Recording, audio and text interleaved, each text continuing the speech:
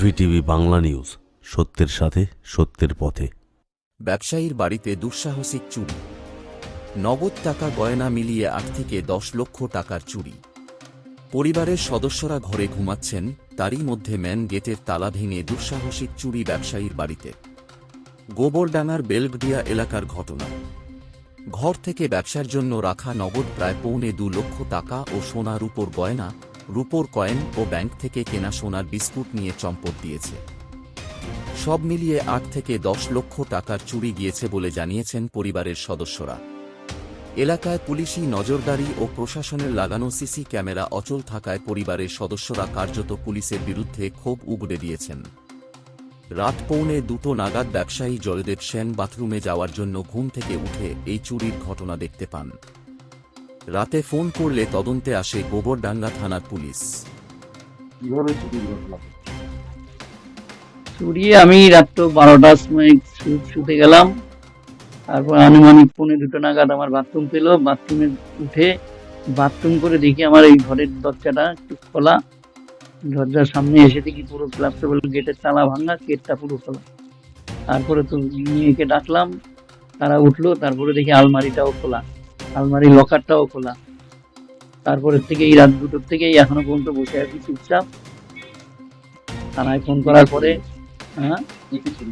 থানায় চুরি গেছে আমার আনুমানিক ক্যাশ টাকা ১.৫ থেকে ২ লাখ টাকা ক্যাশ গেছে। আর সোনার গয়না আনুমানিক ৩০ গ্রামের মতো, আর রূপোর কয়েন ৪০০ গ্রামের মতো, ৪০০ গ্রাম এই গিয়েছে। কয়েন ৪০টা ছিল, গয়নাও ছিল, কিছু গয়না ছিল, তোড়া ছিল, হাতের বাজু ছিল, এইসব সেগুলো আর নাই, কিছুই নাই। ওই লকারের মধ্যে ছিল, এগুলো সব রাখা, ওখান থেকে নিয়ে গেছে। পুলিশ এসেছিল রাত ২:৩০ ৩:৪টার সময়। তারা এসে দেখে গেছে, বলছে কালকে গিয়ে থানায় রিপোর্ট লেখাবে বলে গেছে। না, আর কিছু লেখেনি। ওনারা একটা নোট করে নিয়ে গেল, আমার নাম জিজ্ঞেস করলো, বাড়ি কোথায়, লিখে নিয়ে চলে গেল। আর কিছু করেনি। আজকে সকালে থানায় গিয়ে রিপোর্ট জানাতে বলছে, লেখাতে বলেছে কমপ্লেন থানায়। আজকে গিয়ে থানায় কমপ্লেন লেখানোর জন্য বলে গেছে। হ্যাঁ, আমি থানায় যাব, একটু পরে থানায় যাব।